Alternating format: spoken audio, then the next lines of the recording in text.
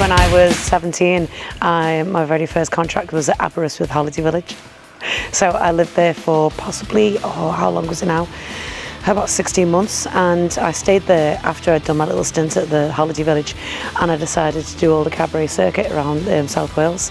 So travelling over the Black Mountains and the Brecon Beacons every single week there was nothing for us, and we did all sorts of gigs at Barry Island, the Splot in Cardiff, and all sorts of places. So yeah, it's really where I started my career.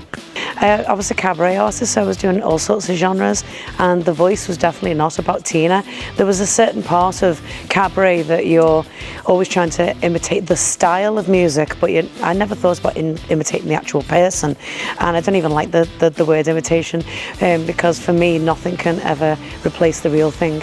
So it's a case of paying tribute to her and bringing a flavour of her to the stage. So right from the beginning I was just singing completely normal. It was whatever, if it was a country voice, it was country, it was jazz, but I had this specific soul sound whenever I'd do like Justin Brown, or maybe a little bit of like Aretha Franklin, and that is the voice that basically merged into, not Tina first, because there was somebody else with a similar voice that I was before Tina.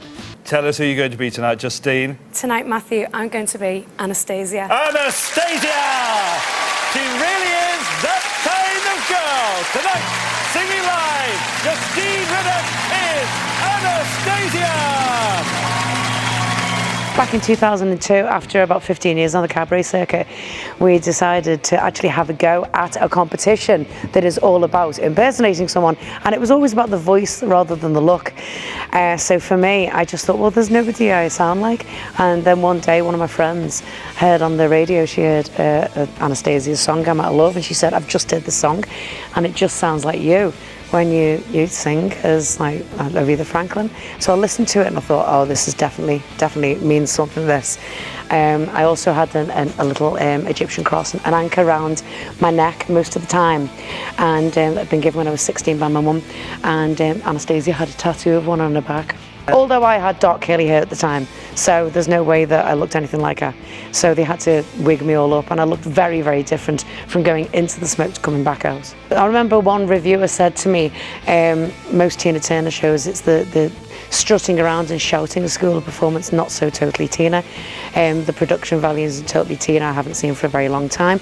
So for me, I'd been a solo artist on the circuit doing absolutely nothing, just turning up with an outfit on and singing a load of songs. And this was a case of this was going to have to be something big, and I never ever wanted to do it by myself. It was always about this. It was always about all the musicians, at least 5 musicians, and at least 4 dancers, because on her last tour, although she started off with Ike and Tina with only 3, it was about 4 dancers.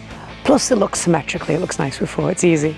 Whenever we're looking at past concerts from Tina Turner, it's always the case with me that I want to look at how she did things, but I don't want to completely copy them and replicate them.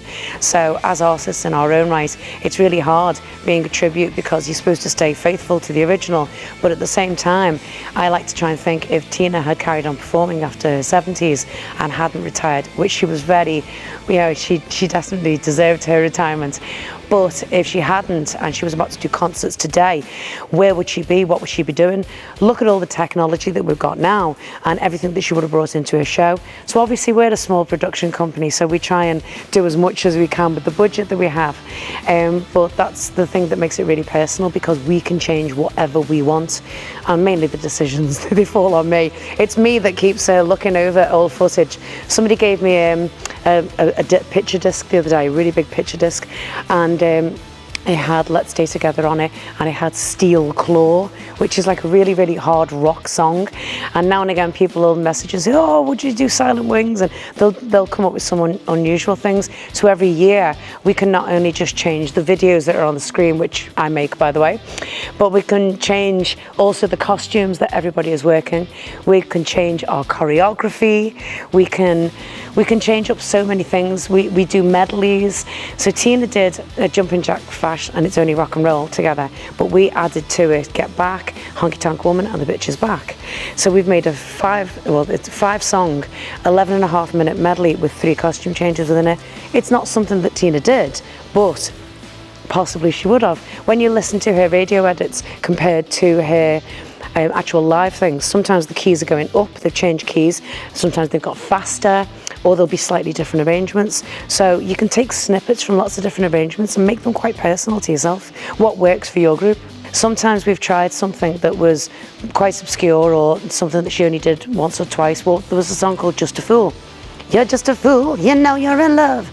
And we used to open up our second half with this, and it just died to death. Nobody wants to. Now, if I move that song, because it's a 60s feel song, and we move it next to River Deep, for instance, and we make a 60s video that goes with it, and we put up a little bit of information at the back saying my very first song I ever sang, because she says that.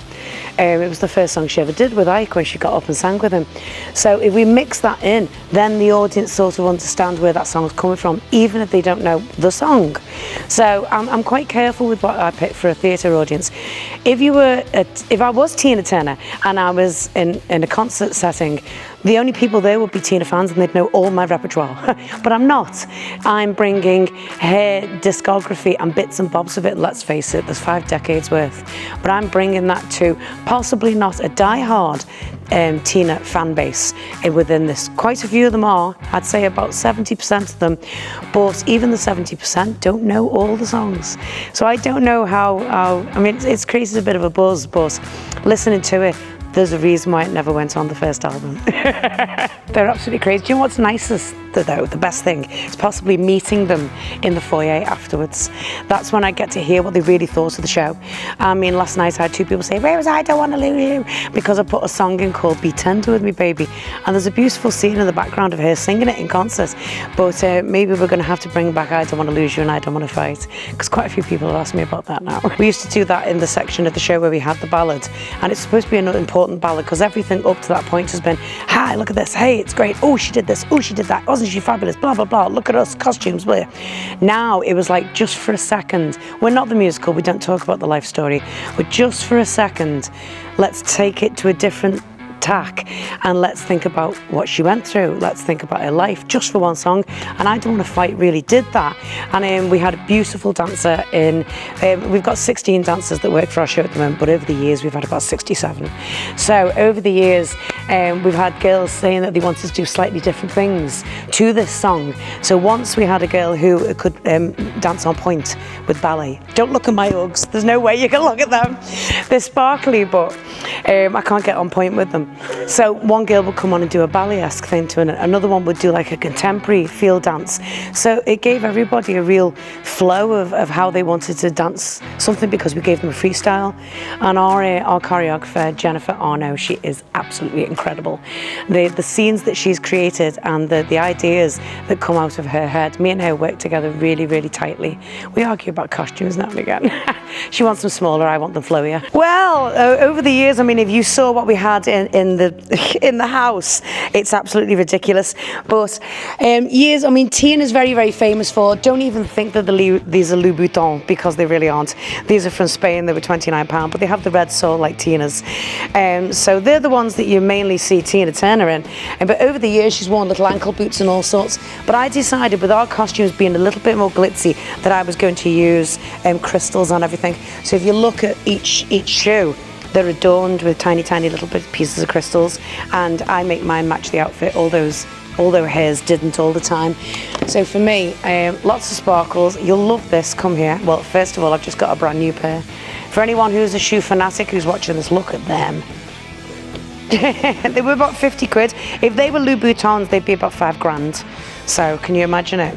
But you're gonna like this. Let's see if I can get this to work. This is during When the Heartache Is Over, and this is what I was talking about doing something a little bit different. I'll go on a black background so it really shows up. So I have about 10 seconds to get into this outfit. It's a lovely crystally outfit, and then I put this behind me. I'll show you what the girls wear in a minute. So the girls come on in a similar costume that does the same effect, and then I come on at the end of the riser, and I try and find my microphone. I try and find the ends of this in the dark, and then during the second chorus of When the Heartache Is Over, I press a remote control in there and I start controlling all the lights. So that's something that Tina never ever wore and never used, but that's me controlling the lights. So it looks really effective. So as I'm doing this, standing on the back of the riser, the girls have, I'll take this one onto red, so it's ready for the show tonight, and switch it off manually there. So these are the girls. As you can see, the girls' outfits are slightly smaller. So they're like, it's our LED bikinis. So I've got the remote control in there. So let's switch these all on. So they come on and they press the button, and then as we're doing the song, I change the colours. And as you can see, when I switch my wing back on, they match whatever I'm doing. There's a couple of little sections, and whenever we have treads and steps that we can get down, it's not too bad tonight. I guarantee Neil, our guitarist, is going to jump down off this because it's not too high. So during Soul Medley, I remember from The Lion King when I first went to see that, and I remember them all coming in from the audience perspective, and how it made me feel, going, ooh, the artists are all around us. So during Soul Medley, the girls will come out like the side doors, and we do a big dance section where we get everybody up, and Chris, our wonderful lighting engineer, he puts all the house lights up so that people can see us dancing. And then the girls get back on stage, and the guitarists and the saxophonists get into the audience, and then lastly I get off into the audience to dance with a few people. And then at the end of the show, just before Proud Mary, because I'm telling people that we're paying tribute to her, I always talk in the American accent because they just don't want to hear a Liverpool, hi, I'm like fake Tina, you know, whatever. So I'm always taught, so at the beginning of Proud Mary, I can be funny. I can stand up on the riser and I can drop my shoes and go, I'm knackered, you know. And I can come down here and sit down, and we have a text message on our screen that anyone in the audience can text the show beforehand, and I see them on my phone, and then I bring my phone out. There you go, the answer to register correctly. Thank you very much. So yes, I've got two famous lines in the show that I love. I keep keeping them all the time. One of them is, I brought my phone on stage because there's a pair of shoes on eBay that I want to win in 1 minute time. And the other one is about her shoes once again. I read a autobiography years and years and years ago, the first one, and somebody was asking her, how do you dance so nice in those shoes? And she said, well, I have a custom mold made of my foot, and it's sent off to Louis Vuitton and Christian Louboutin, and a couple of months later a shoe comes back and it fits my foot perfect, and I can dance all night. And then I say, problem is Primark don't have the same facility. So it's just, it enables me to be me during the show and talk about her as opposed to pretending to be her, which is just not the right thing to do for me anyway. We've just been to Newport, and hopefully at one point we'll get back into Cardiff. They fix the roof. But we love the guys in Wales. I mean, we're also North Wales as well, because we do Rill, and we have a new theatre over there which is in Llandudno, which we're coming up to. But I remember, in fact, I've taken the tattoo off this year, so I can't show you that one, but my first tattoo was in Llanberich. Yeah, Llanberich. And yeah, we love these guys. I'm coming over the bridge today with the sunshine. Whoa! One of the dancers in the back said to us, are we on the Runcorn Bridge? And I went, what are you on about? It's on the Prince of Wales Bridge. I'm taking to Wales.